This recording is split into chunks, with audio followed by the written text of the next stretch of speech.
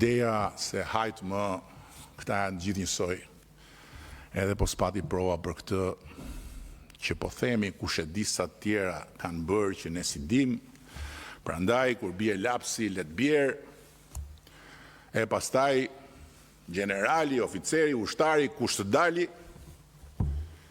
mjafton që tjetë i frontit armik. Për ata që merren me politik, fronti armik është partia tjetër. Për ata të tjerë që s'merren politik, fronti armik është e gjithë politika. Po kjo është një ide që e ushqen ose deformimi nga komunizmi në trurin e më të vjetërve, ose jehona e mlefit përgjithshëm në boshllëkun që ka truri më të rinjve. Është një zonë atje që jehon, kthehet zëri mbrapsht, domethënë. Po mua s'më intereson fare. Ç'a thon apo do thon ata që s'duan, apo që më duan të vdekur mua bashkë me ju dhe Partinë Socialiste. U bë kohë që më ngjallin vetëm keqardhje për njerëzit që dëgjojnë, akoma, po më shumë akoma më ngjallin keqardhje për tokën që detyrohet t'i mbaj mbi shtëpinë. Kur shoh bulevardin Çamban, e shoh në keqardhje tokën ku janë shtruar do pllaka. Po, c'est la vie. Ju e kam thënë dhe herë tjetër, unë nuk kam më asgjë për t'i provuar vetes time. Kam hequr çdo lloj meraku që ka normalisht njeriu, e kam sprovuar veten në çdo nivel, qoftë si njeri në arenën politike këtu, qoftë si shqiptar në arenën ndërkombëtare. Këtu jam akoma për të dhënë gjithçka që kam brenda vetes, që bashkë me ju të mos lejoj që Shqipëria të humbas mundësinë e jashtëzakonshme historike, të cilën e kemi krijuar me shumë mund, me shumë durim, po dhe na është krijuar nga rrethanat e reja gjeopolitike të kontinentit për të bërë brenda kësaj dekade vend antar i Bashkimit Evropian. Duan apo s'duan ata që s'duan, ne po bëjmë histori. Shqipëria e sotme është një Shqipëri tjetër nga ajo një dekade më parë.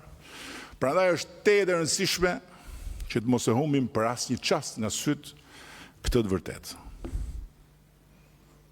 Dhe ne nuk na lejohet të bijem pre presionit përditshëm të 700 tenxhereve, po jemi detyruar ta bëjmë historinë deri në fund me antarësimin e Shqipërisë në Bashkimin Evropian. Prandaj është tetë e rëndësishme po ashtu që të mos e harrojmë për asnjë çast edhe të vërtetën se pa Partinë Socialiste si një skuadër në formë, që duhet jetë në formë për çdo ndeshje, si skuadër, me strategji të qartë, me angazhim të madh kolektiv, me disiplinë të fortë në udhëheqjen e vendit, Shqipëria jo që nuk e arrin dot majën për ku po ngjitet hap pas hapi, po mund të kthehet mbrapa sa hapen mbyll syt. Shumica dërmuese shqiptarëve e din shumë mirë këtë. Prandaj na votojnë masivisht, jo se nuk i shohin të metat tona, jo se na i falin, po i gëlltisin gabimet tona, por ama din këtë. Pavarësisht se si e keq lexojnë votën e tyre, gjysmë analfabetët politik të frontit të kundërshtarëve tanë të mosozotshëm. Shumica dërmuese shqiptarëve din shumë mirë edhe një gjë tjetër, se ne dhe vetëm ne jemi garantët e pavarësisë së drejtësisë. Dhe edhe sot, konkretisht, me mënyrën si po i qasemi kërkesës për të autorizuar arrestin e një deputete, ne po e provojmë katërcipërisht edhe këtë. Po, katërcipërisht. Sepse unë fola gjatë deri këtu.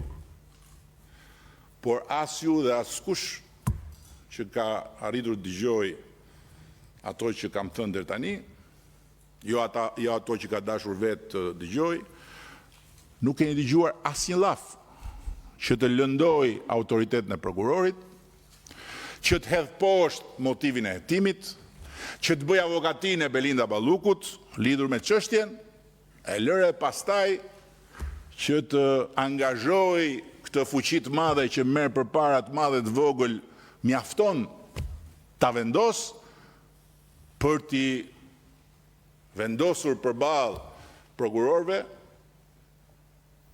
një mur me presion. Zero. Sepse unë respektoj plotësisht pavarësinë e prokurorit. Të drejtën e prokurorisë që thetoi edhe një bashkëpunëtore të ngushtë, si dhe respektoj detyrën time që në asnjë mënyrë të mos bëhem avokati i saj. Kështu që unë e falenderoj sot Belindën për punën e madhe që bërin detyrat që i besova për 6 vjet me radhë, dhe i uroj fatin që meriton, cili do qoftë fati që meriton, në betejën ligjore, për cilën do të ketë në krah vetëm avokatët e saj.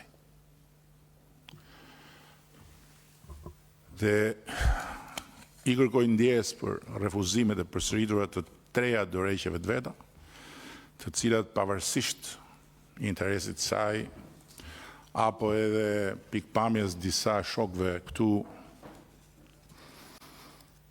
për të lehtësuar presionin mbi të apo mbi ne, i kam refuzuar pikërisht dhe vetëm sepse drejtësia, pushteti i pavarur gjyqësor u kuturis, pa ose me dashje, këtë do ta mësojmë dhe të jeni të sigurt që po e mësova do t'ja u tregoj,